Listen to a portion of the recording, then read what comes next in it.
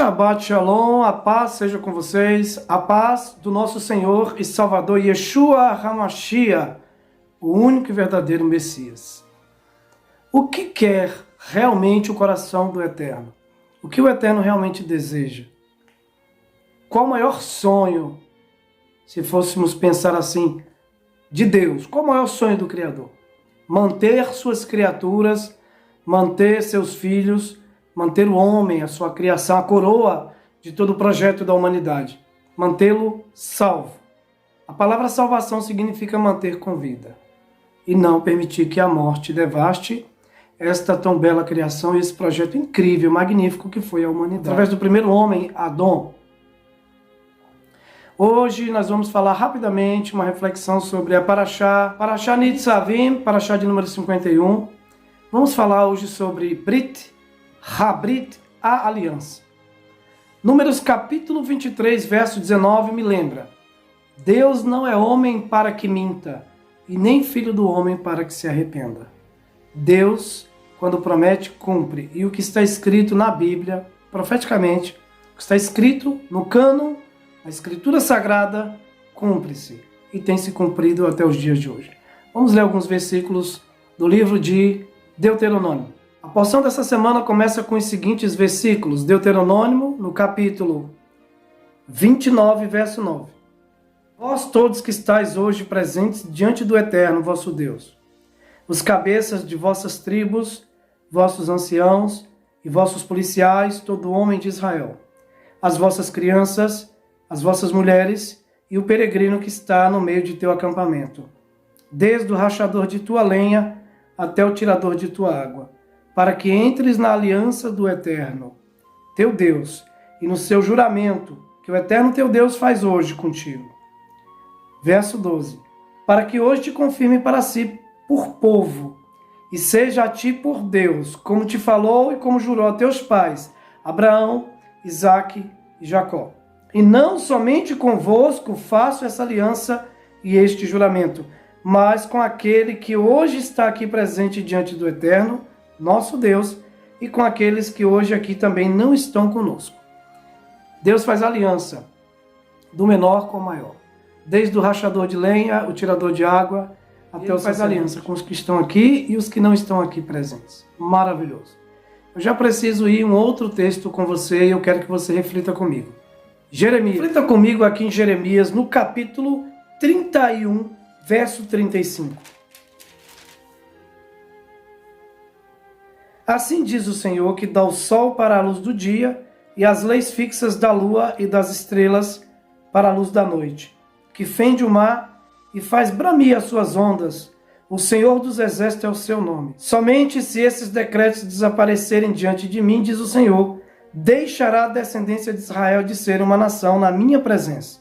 Agora eu volto um pouquinho para vocês entenderem o seguinte. Eu volto um pouquinho só e aí eu quero que vocês prestem atenção na palavra Brit, aliança.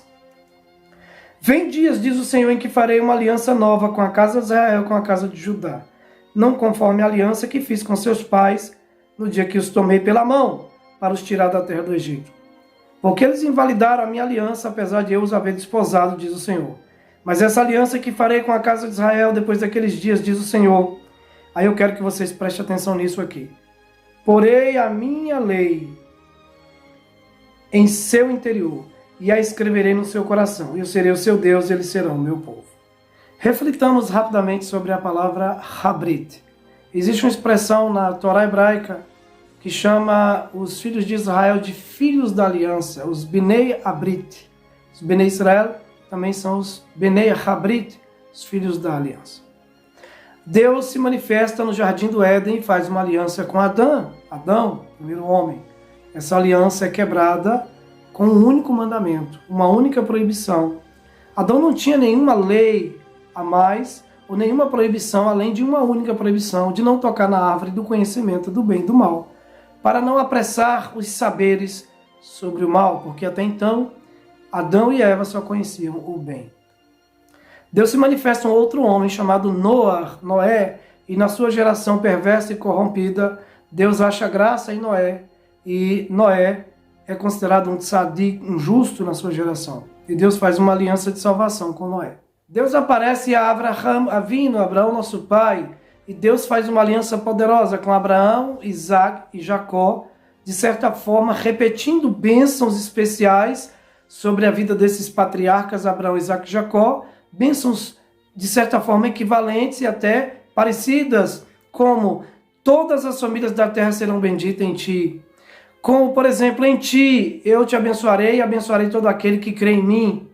Então, Abraão, Isaac e Jacó se tornam um memorial, se tornam uma referência da dinastia de Deus na terra, e até hoje nós somos considerados filhos de Abraão, Isaac e Jacó segundo a fé, e eles são chamados, numa expressão curiosa, na Bíblia de Elohim, juízes, ou deuses, porque a palavra Elohim faz menção a homens grandes ou a seres celestiais.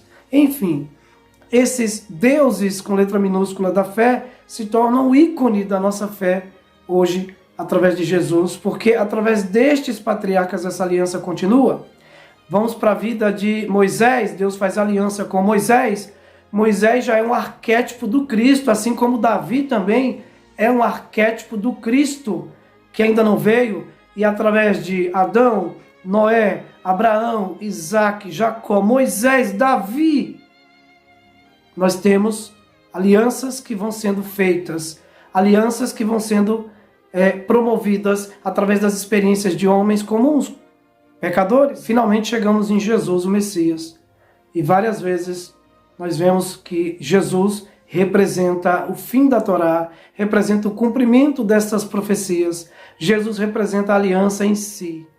E no livro de Isaías 56, nós entendemos que, de certa forma, essa aliança, para acontecer, tem que haver derramamento de sangue, para que haja remissão de pecados, para que haja um pacto verdadeiro de aliança, assim como no nascimento de um filho, assim como na lua de mel de um casal, assim como num ciclo menstrual feminino. O sangue simboliza vida e morte, o sangue simboliza pacto, e não há remissão de pecados sem derramamento de sangue, não há validação de pacto com Deus sem o elemento do sangue.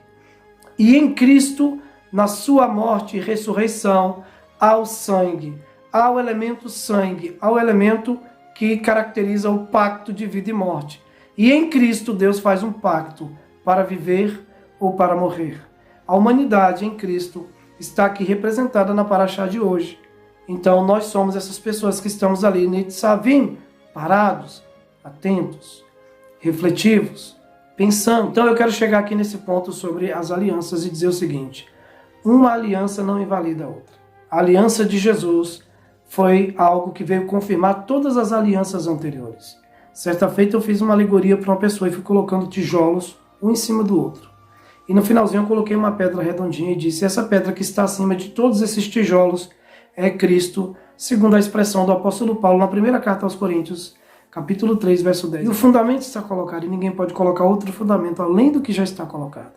Esse fundamento que foi colocado em cima de vários tijolos representa Jesus, que está sustentado profeticamente e canonicamente falando, pelo cânon, ele está confirmando todas as outras alianças anteriores. Não há um dualismo aqui, mas há uma confirmação, uma sobreposição de alianças, em que a aliança deste último é mais poderosa do que todas elas anteriores, porque a aliança de Cristo, que é o segundo Adão, dá de volta, devolve a nós a eternidade perdida no Éden, já com a primeira aliança quebrada com o Adão, o primeiro Adão. Esse segundo Adão, que é Jesus, nos traz a reflexão de que nós temos de volta a eternidade em nossos corações. Por isso li para vocês Jeremias, em que diz que a eternidade agora está sendo tatuada em nossos corações. Não mais em nossos corpos como uma tatuagem comum, mas os nossos corações agora passam a estar tatuados com os mandamentos de Deus, através de Jesus e a sua revelação magnífica do Evangelho, da salvação, da ressurreição.